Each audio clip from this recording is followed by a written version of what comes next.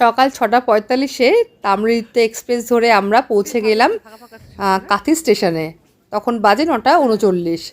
তো স্টেশনটা কিন্তু বেশ ফাঁকা আছে, বেশিরভাগ লোকই কিন্তু চলে যাচ্ছে দীঘায়। তো আমরা যাব হচ্ছে মন্দারমণি। চলে এসেছি কাঁথি স্টেশনে। এখান থেকে বেরিয়ে একটা টোটো ধরবো। এবার টোটো ধরে ডাইরেক্ট যাব হচ্ছে আমরা মন্দারমণি।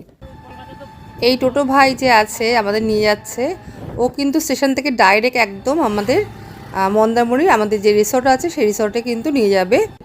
তো চাউলখোলা থেকে যাওয়া যায়, সেই চাউলখোলা রাস্তা আমরা ধরে নিই, কারণ রাস্তাটা খুবই খারাপ। তো যেহেতু তাজপুরের রাস্তাটা বেশ ভালো, সেই জন্য কিন্তু এই ভাই আমাদের ওই তাজপুরের রাস্তা দিয়ে আমাদের রিসর্টে নিয়ে যাচ্ছে। একটু ঘোরা পথ হলো আর সময়টা একটু বেশি লাগলো। তো যাওয়ার সময় চারিদিক দেখতে দেখতে যাচ্ছি, বেশ সুন্দর লাগছিল রাস্তাটা। কাঁথি থেকে আমাদের রিসর্ট পর্যন্ত এই টোটো ভাই নিয়েছিল কিন্তু 500 টাকা। কাঁথি স্টেশনের বাইরে কিন্তু অনেক টোটোই আছে, তো তারা কিন্তু একটু দামটা উল্টোপাল্টাই বলছিল।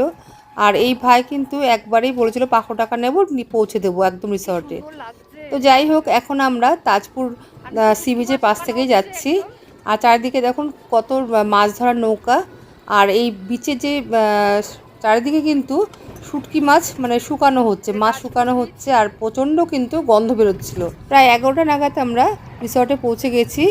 জিনিসপত্র রেখে আমরা একটু ফ্রেশ হয়ে বেরিয়ে গেছি সি বিচে। তো যাই হোক বন্ধুরা, আজকের ভিডিওটা কেমন লাগলো অবশ্যই কিন্তু একটু লাইক কমেন্ট করে জানাবেন।